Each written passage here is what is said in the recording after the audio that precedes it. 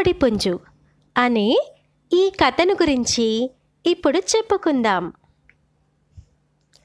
ఒక రోజున ఒక నక్క ఆకలితో మలమలలాడిపోతూ ఎక్కడైనా ఏదైనా తిండి దొరకవచ్చునని అంతటా వెతుకుతోంది. అప్పుడు దానికొక కోడిపుంజు కనిపించింది. కానీ అది ఒక చెట్టు కొమ్మ మీద కూర్చొని ఉంది. దాన్ని చూడగానే నక్కకు ఆకలి రెట్టింపైపోయింది. ఏదో విధంగా ఆ పుంజును చంపి ఆకలి తీర్చుకోవాలని అనుకుంది. మెల్లగా ఆ చెట్టు వద్దకు వచ్చి, మిత్రమా, ఆకాశవాణి నుండి నిన్న ఒక వార్త వినిపించింది.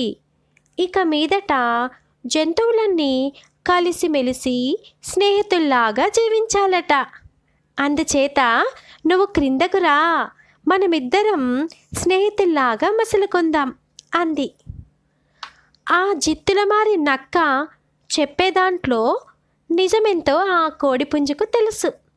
అందుచేత అది అవును, ఆ వార్త నేను కూడా విన్నాను అంది. లోపల కోడిపుంజు నక్క బారి నుండి ఎలా తప్పించుకోవాలో ఆలోచిస్తుంది.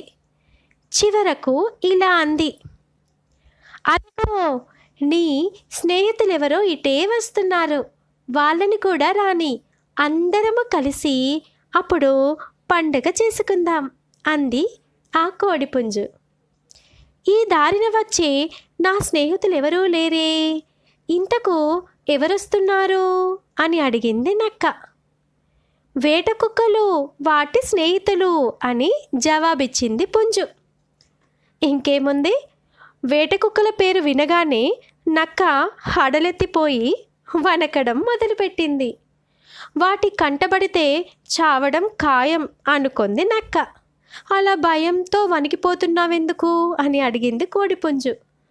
అందుకు నక్క, వాళ్ళు బహుశా నిన్నటి వార్త వినలేదేమో అనుకుంటా అంటూ పరిగెత్తి పారిపోయింది.